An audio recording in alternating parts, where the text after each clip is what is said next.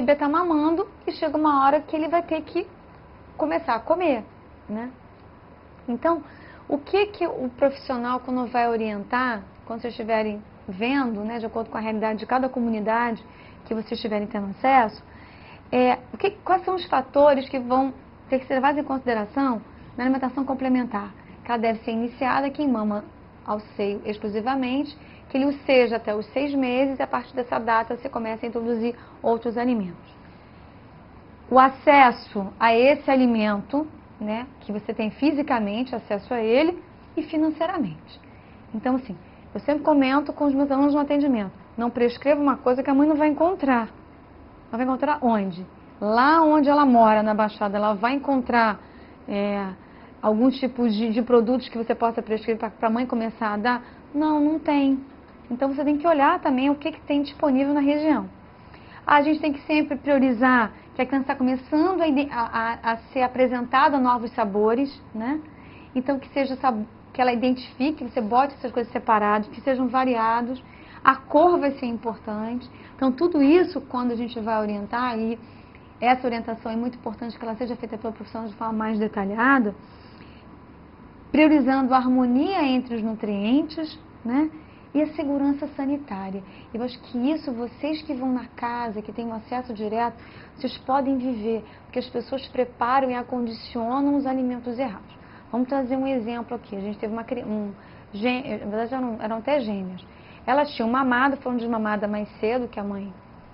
Começou com 4 meses a fazer a introdução alimentar, elas começaram a ter gastroenterite de repetição. O que aconteceu é que, sim, a criança até tinha sido encaminhada para a gente, aqui para o ambulatório, para o serviço, e dizendo que as crianças tinham alergia alimentar para fazer orientação. Na conversa e na anamnese que foi feita, o que a gente descobriu? Que a mãe preparava, né, ela já começou a introduzir, na verdade, leite e a papa salgada concomitantemente. Isso até que gerou um pouco de confusão profissional, que achava que era uma questão de alergia alimentar à proteína do leite de vaca. E a gente viu que a mãe fazia as mamadeiras do dia, todas de manhã. Então ela fazia 4 mamadeiras, 8 mamadeiras, né? 4 para cada um. Ela fazia um panelão, ela tampava e deixava em cima do fogão, numa casa que era, na verdade, 2 cômodos, né? Que era uma sala-quarto, sala-quarto, cozinha e um banheiro. Então, aquela telha de amianto, sabe como? Ou seja, um calor absurdo, aquilo ficava o dia inteiro, até de noite, em cima do fogão, ele não ia para a geladeira. Será que o problema era realmente a alergia alimentar? Então, a gente tinha que corrigir o problema ali da contaminação, e foi o que aconteceu. Na verdade, foi por contaminação mesmo do alimento que as crianças fizeram o quadro que elas estavam tendo, que era diarreia, né? O quadro clínico delas, né? Elas tinham muita diarreia e eles associaram que essa diarreia fosse para essa introdução, porque acaba confundindo. Mas é importante que vocês vejam como a pessoa faz. Ela compra, as pessoas acham que o alimento dura, não tem problema. A banana, se eu botar, não estraga. Muitas coisas as pessoas não vão estragar. Ah, o leite de caixa não estraga. Não, ele estraga porque você abre. Ele tem uma data de validade e quando você abre, ele estraga. Se você põe na geladeira, são 48 horas depois que você abre. Se você tem o leite em pó, a pessoa olha a data de validade que está embaixo. Data de validade. Depois que você abre, 1 mês. Não passa disso.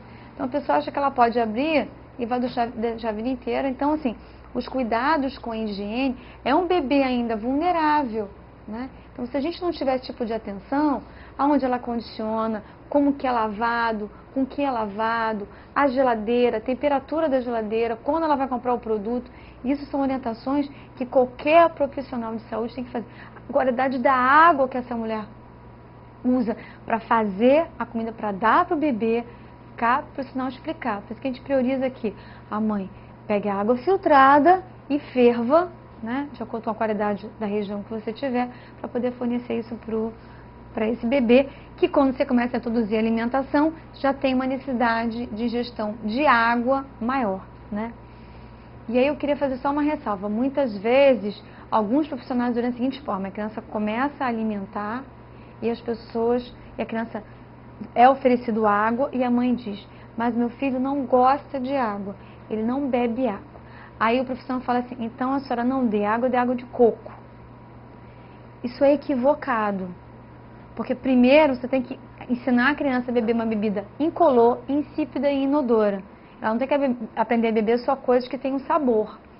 Porque isso é importante, a questão de memória de sabor do bebê. Então, assim, ensinar e estimular. De pouquinho em pouquinho, então você vai começando a acostumar. No início é diferente, gente. Ela só mamava o leite materno, que tem lactose. É a única coisa que ela experimentou na vida. Ela vai achar algo esquisito, fazer aquela careta mesmo assim, depois ela vai começando a acostumar. Não é ensinando a tomar água de coco e, além disso, uma grande sobrecarga de minerais que você vai ter por um rim, que é ainda uma função renal, que ainda é imatura. Então, por favor, tome um pouco de cuidado e orientem as pessoas, que acho que é um saber que todos nós, independente de ser nutricionista, enfermeiro, médico ou o que for, que a gente não tem que dar esse tipo de informação para as pessoas, né?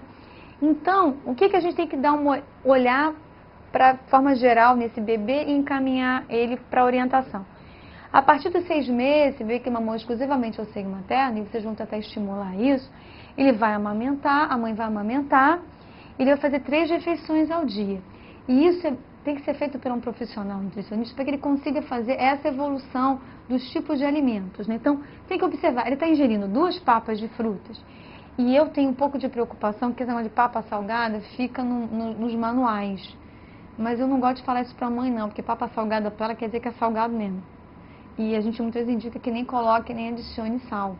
Então, na verdade, papa salgada diz que é a papa de vegetais, né? Dos grupos todos de vegetais, que a gente vai orientar. Então, ou seja, tem um almoço aqui, tá?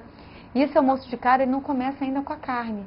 A gente tem um processo que a gente vai introduzir essa carne posteriormente, que é com aí por volta do 7º mês, né?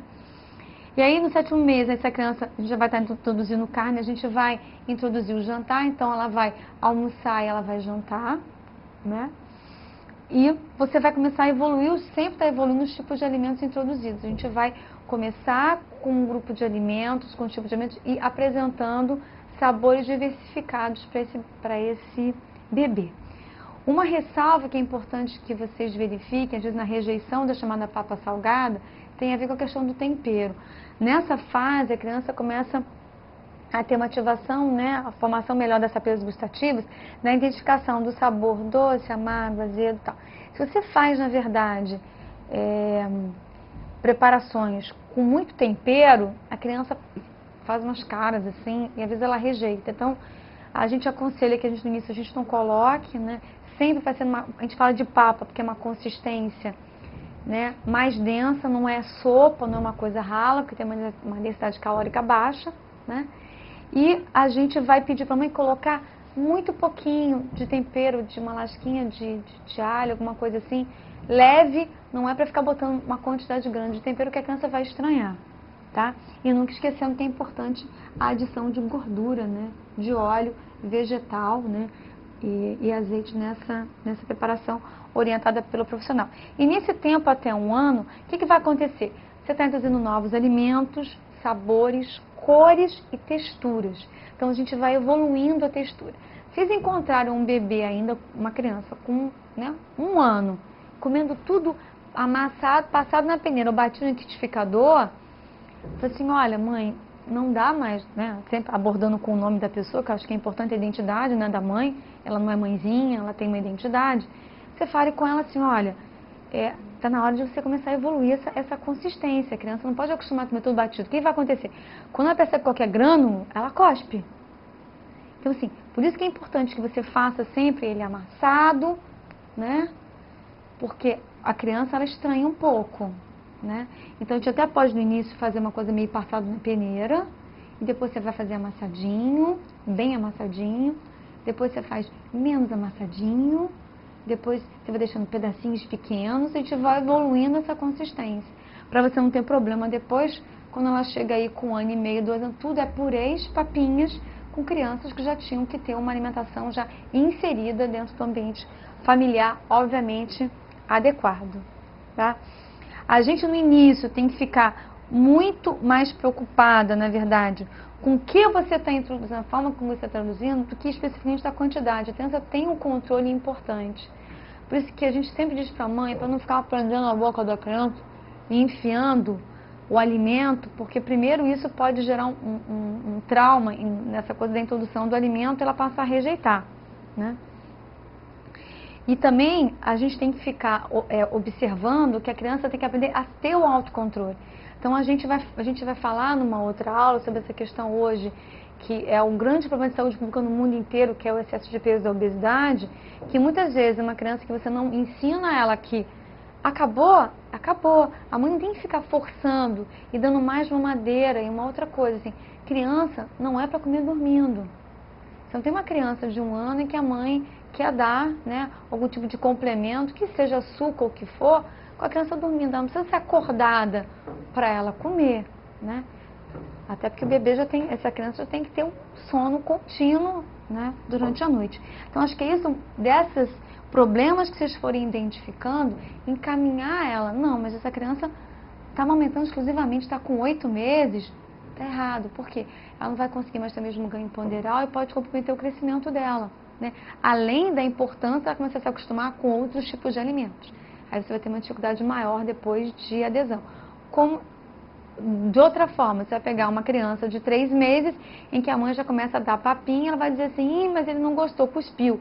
Mas porque não gostou, é porque ele não tem essa capacidade, por causa do reflexo de protusão da língua, que ela vai fazer essa inversão, ela vai tender a cuspir.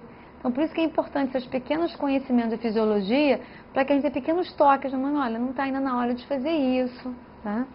Para que ela não antecipe o problema.